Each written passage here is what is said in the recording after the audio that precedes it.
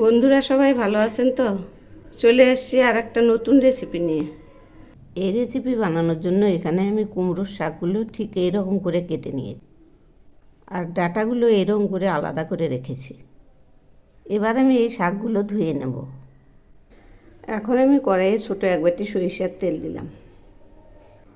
এবার আমি কয়েকটা বড়ি ভেজে নিচ্ছি।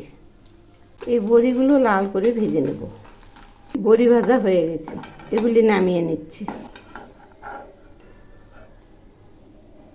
এখন আমি ওই তেলে সামান্য একটু কালো জিরা ফোড়ন দিলাম, সেই সঙ্গে দিচ্ছি 4টে চেরা কাঁচা লঙ্কা। এবার আমি দিচ্ছি কয়েক রকমের সবজি আর দিচ্ছি স্বাদ মতো লবণ, সঙ্গে দিচ্ছি পরিমাণ মতো হলুদ। এখন আমি সবজিগুলো ভালো করে ভেজে নেব।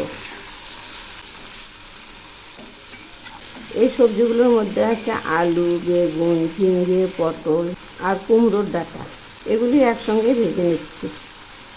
সবজিগুলো ভাজা প্রায় হয়ে আসছে, আর অল্প হবে।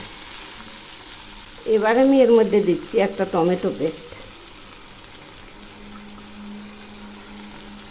আবারও নেড়ে দিচ্ছি। টমেটোর সঙ্গে এই সবজিগুলো আর একটু ভালো করে ভাজবো, তাহলে টমেটোটা কষানো ভালো হবে। এগুলি কষানো প্রায় হয়ে আসছে, মশলাগুলো থেকে তেল ছেড়েছে। এখন আমি এর মধ্যে 1 চামচ সর্ষে বাটা দিলাম। আবারও একটু নেড়ে দিচ্ছি।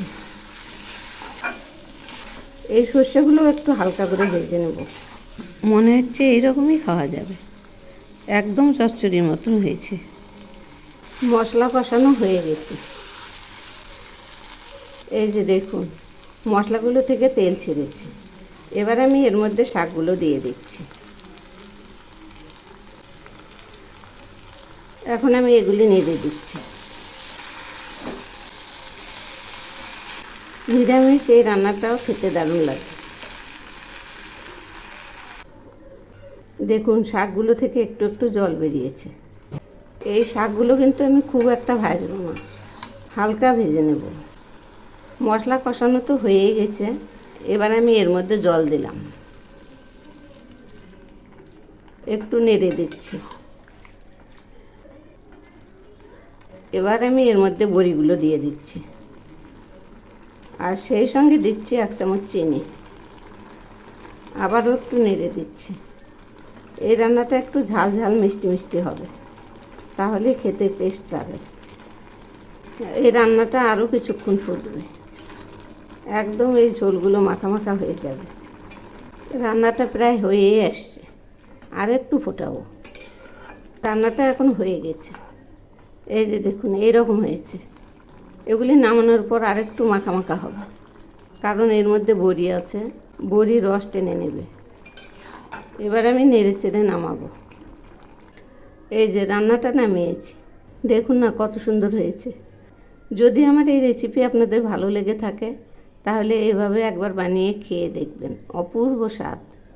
একবার খেলে ভুলতেই পারবেন না, এত টেস্টি।